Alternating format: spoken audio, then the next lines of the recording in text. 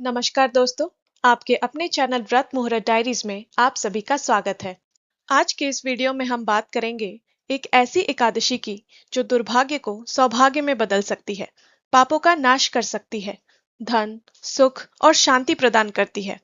जब जीवन में बार बार बाधाएं आने लगे, दुर्भाग्य पीछा न छोड़े और मन अशांत रहने लगे, तब शास्त्रों में एक ऐसी एकादशी का वर्णन मिलता है जो मनुष्य के जीवन की दिशा बदल सकती है, जो अत्यंत पुण्यदायी है, जिसका नाम है वरुथिनी एकादशी। वैसाख मास के कृष्ण पक्ष में पड़ने वाली यह बहुत ही अद्भुत और अलौकिक एकादशी मानी जाती है। तो आइए जानते हैं कि इस वर्ष वरुथिनी एकादशी का व्रत किस दिन रखा जाएगा, इस व्रत का महत्व क्या है, इससे मिलने वाला पुण्य क्या होगा, इस व्रत की पूजा विधि क्या होगी, इस व्रत का पारण किस दिन किया जाएगा। दशमी से लेकर द्वादशी पारण तक की संपूर्ण विधि विस्तार पूर्वक आज हम इस वीडियो में जानेंगे। आगे बढ़ने से पहले अगर आप हमारे चैनल पर नए हैं तो अभी हमारे चैनल को सब्सक्राइब करें और कमेंट्स में जय श्री कृष्ण अवश्य लिखें। भगवान विष्णु की विशेष कृपा और उनकी प्रसन्नता के लिए एकादशी का व्रत सदैव ही प्रभावशाली माना जाता है। वरुथिनी एकादशी मनुष्य को हर प्रकार के पापों से बचाकर उसके जीवन में सुख, शांति और समृद्धि का मार्ग खोल देती है। वरुथिनी शब्द का अर्थ होता है रक्षा करने वाली। यह एकादशी साधक को दुख, पाप, भय और दुर्भाग्य से रक्षा करती है। इसी कारण इसे सौभाग्य देने वाली एकादशी भी कहा जाता है। धार्मिक ग्रंथों के अनुसार जो व्यक्ति वरुथिनी एकादशी का व्रत करता है, उसके पिछले जन्मों के पाप भी धीरे धीरे नष्ट होने लगते हैं। इस एकादशी का व्रत करने से मनुष्य को सहस्त्र गौदान के बराबर पुण्य प्राप्त होता है, हजारों यज्ञों के समान फल मिलता है, साथ ही साथ तीर्थ स्नान करने के बराबर लाभ प्राप्त होता है। इस एकादशी की महिमा इतनी अलौकिक होती है कि इस व्रत को करने वाले मनुष्य के जीवन में आ रही सभी बाधाएं दूर होने लगती है, धन हानि रुकती है, दुर्भाग्य सौभाग्य में बदलता है, पापों का नाश होता है, मन को शांति मिलती है, घर में सुख समृद्धि आती है, साथ ही साथ भगवान विष्णु की विशेष कृपा प्राप्त होती है। कहा जाता है कि जो व्यक्ति इस दिन व्रत रखकर भगवान विष्णु की पूजा करता है, उसे मृत्यु के बाद उत्तम लोकों की प्राप्ति होती है। किसी मनुष्य को जो पुण्य हजारों वर्षों की तपस्या से प्राप्त होता है, वही पुण्य वरुथिनी एकादशी का व्रत करने से प्राप्त हो जाता है। एकादशी का व्रत भगवान विष्णु का अत्यंत ही प्रिय व्रत माना जाता है। इस व्रत को सभी वर्ग के स्त्री पुरुष, फिर चाहे वो युवा हों, वृद्ध हों, यहाँ तक कि 8 वर्ष से ऊपर के बालक भी एकादशी का व्रत रख सकते हैं। वरुथिनी एकादशी का व्रत विशेष रूप से उन लोगों के लिए अत्यंत लाभकारी माना गया है जो जीवन में संघर्षों से गुजर रहे हैं, जिनके कार्य बार बार बनते बनते बिगड़ जाते हैं, या फिर जिन्हें धन हानि और दुर्भाग्य का सामना करना पड़ रहा हो। ऐसे लोगों के लिए यह एकादशी एक दिव्य अवसर मानी जाती है। मान्यता है कि इस दिन किया गया जप, तप और दान कई गुना फल प्रदान करता है। जो व्यक्ति इस दिन श्रद्धा से भगवान विष्णु की पूजा करता है, उसे सहस्त्र गौदान के समान पुण्य प्राप्त होता है। इतना ही नहीं, यह एकादशी मनुष्य को भीतर से भी बदल देती है। मन शांत होता है, नकारात्मक विचार दूर होते हैं और भक्ति का भाव जागृत होने लगता है। इसीलिए यदि आप भी अपने जीवन में सौभाग्य, सुख और भगवान विष्णु की कृपा चाहते हैं, तो श्रद्धा और विश्वास के साथ वरुथिनी एकादशी का व्रत अवश्य करें। इस अलौकिक एकादशी व्रत का नियम 3 दिनों का होता है: दशमी, एकादशी और द्वादशी। सबसे पहले बात करते हैं दशमी तिथि की। एकादशी व्रत की शुरुआत वास्तव में दशमी तिथि से ही मानी जाती है। एकादशी का व्रत करने वाले को दशमी तिथि से ही संयम से रहना चाहिए। इस दिन प्रातः स्नान करके भगवान विष्णु का स्मरण करना चाहिए और स्वयं को व्रत के लिए सज्ज करना चाहिए। दशमी तिथि से ही प्रातः स्नान के बाद सात्विक भोजन ग्रहण करना चाहिए। इसी दिन से भोजन में लहसुन, प्याज, मांसाहार और तामसिक पदार्थों से दूर रहना चाहिए। इस दिन एक बार ही भोजन करना श्रेष्ठ माना जाता है।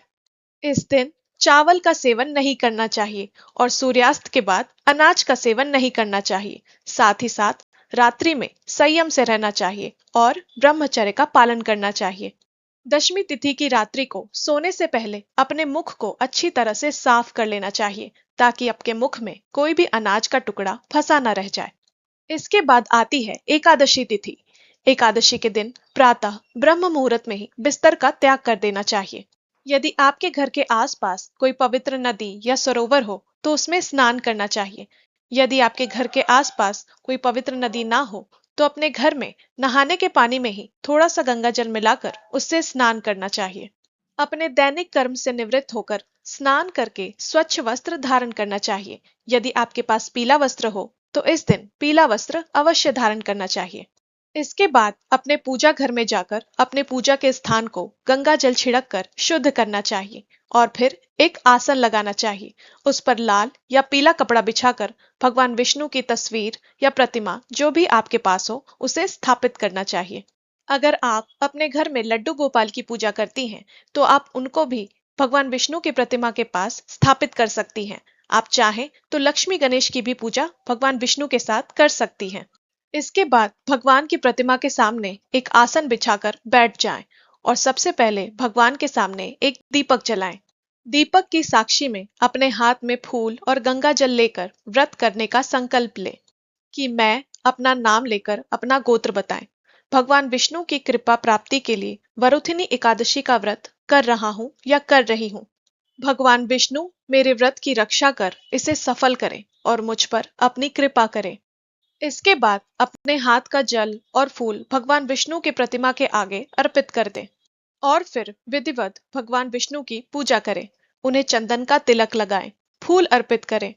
फल, मिश्री, पंचामृत, सूखे मेवे या मखाने का भोग जो भी आपके पास उपलब्ध हो वो भगवान विष्णु को अर्पित करें।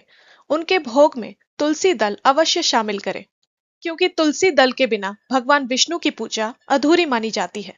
पूजा के बाद वरुथिनी एकादशी व्रत की कथा का पाठ अवश्य करें।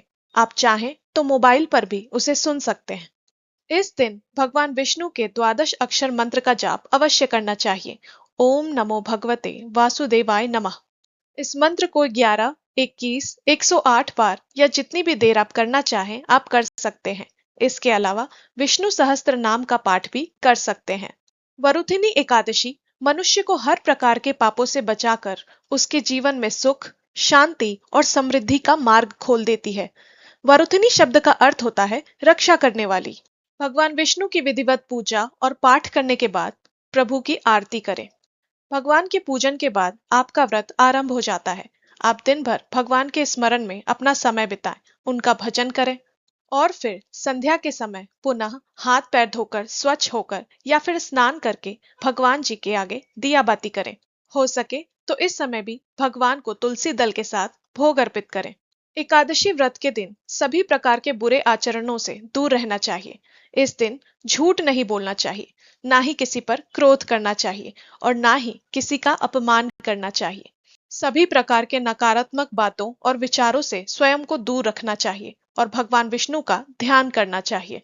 एकादशी के व्रत में रात्रि जागरण का विशेष महत्व होता है। एकादशी व्रत के पूर्ण फल की प्राप्ति हेतु रात्रि जागरण अवश्य करना चाहिए। इस समय भगवान विष्णु के नाम का स्मरण करना चाहिए, उनके मंत्रों का जाप करना चाहिए, उनका भजन करना चाहिए। यदि किसी कारणवश आप पूरी रात्रि नहीं जाग पाते हैं तो जितनी भी देर आप जाग सकते हैं आपको जागना चाहिए और भगवान विष्णु का ध्यान अवश्य करते रहना चाहिए। कई लोग एकादशी का व्रत निर्जला रखकर भी करते हैं और कुछ लोग फलाहार रहकर भी करते हैं। आप अपनी शारीरिक शक्ति और क्षमता अनुसार चाहे तो इस व्रत को निर्जला, निराहार या फलाहार रहकर भी कर सकते हैं। निर्जला व्रत का अर्थ होता है ना जल ना फल, कुछ भी आप इसमें नहीं ले सकते। निराहार व्रत रखने का अर्थ हुआ कि इस दौरान आप केवल जल ले सकते हैं और फलाहार का अर्थ होता है कि आप जल और फल का सेवन कर सकते हैं। फलाहार व्रत में आप फल, दूध, मखाना, साबूदाना, सिंघारे का आटे आदि का सेवन कर सकते हैं, परंतु व्रत रखने वाले को इस दिन अनाज का सेवन नहीं करना चाहिए। इस वर्ष 2026 में वैसाख मास के कृष्ण पक्ष की वरुथिनी एकादशी का व्रत 13 अप्रैल दिन सोमवार को रखा जाएगा। इस व्रत का पारण अगले दिन द्वादशी तिथि में किया जाता है। द्वादशी तिथि को भी सुबह जल्दी उठकर स्नान आदि से स्वच्छ होकर भगवान विष्णु की पूजा करनी चाहिए, उन्हें भोग लगाना चाहिए, उनकी आरती करनी चाहिए और जाने अनजाने व्रत में हुई त्रुटियों के लिए उनसे क्षमा मांगनी चाहिए। अपने व्रत की पूर्णता हेतु भगवान विष्णु के आगे पारण का संकल्प लेना चाहिए और उनकी आज्ञा मांगनी चाहिए। अपने व्रत का पारण आप सदैव ही भगवान विष्णु के चरणामृत से करें, या फिर तुलसी मिश्रित गंगा जल से भी अपने व्रत का पारण आप कर सकते हैं। यदि आपने फलाहार व्रत किया है तो आप अपने मुख में एक कौर चावल डालकर भी अपने व्रत का पारण कर सकते हैं। एकादशी व्रत में चावल का सेवन वर्जित माना जाता है, लेकिन द्वादशी पारण के समय चावल का सेवन अत्यंत ही पुण्यदायी हो जाता है। बात करें द्वादशी पारण के शुभ समय की, तो इस दिन द्वादशी का पारण 14 अप्रैल दिन मंगलवार को सुबह सूर्योदय के बाद से लेकर 8:20 तक किया जाएगा। 14 अप्रैल को द्वादशी तिथि पूरे दिन आपको प्राप्त हो रही है। यदि किसी कारण आप सुबह के समय पारण नहीं कर पाए, तो आप दिन में किसी भी समय अपने व्रत का पारण कर सकते हैं। एकादशी का व्रत करने वाले को पारण से पहले दान करना अत्यंत शुभ माना जाता है। विशेषकर अनाज का दान अत्यंत ही फलदायी होता है। वैशाख मास में जल का दान अत्यंत पुण्यदायी माना जाता है। आप चाहें तो अपनी सामर्थ्य और श्रद्धा भाव के अनुसार इस दिन कुछ अनाज, जल का दान, फल या वस्त्र का दान कर सकते हैं। इस प्रकार दशमी से लेकर द्वादशी तक सरल विधि से श्रद्धा भाव से किया गया वरुथिनी एकादशी का व्रत आपको अत्यंत पुण्य प्रदान करता है। आशा है ये जानकारी आपके लिए उपयोगी होगी। भगवान विष्णु आप पर अपनी कृपा बनाए रखें। ओम नमो भगवते वासुदेवाय नमः। व्रत मुहूर्त और त्योहार से जुड़ी ऐसी ही और उपयोगी जानकारियां प्राप्त करने के लिए हमारे चैनल व्रत मुहूर्त डायरीज को अभी सब्सक्राइब करें।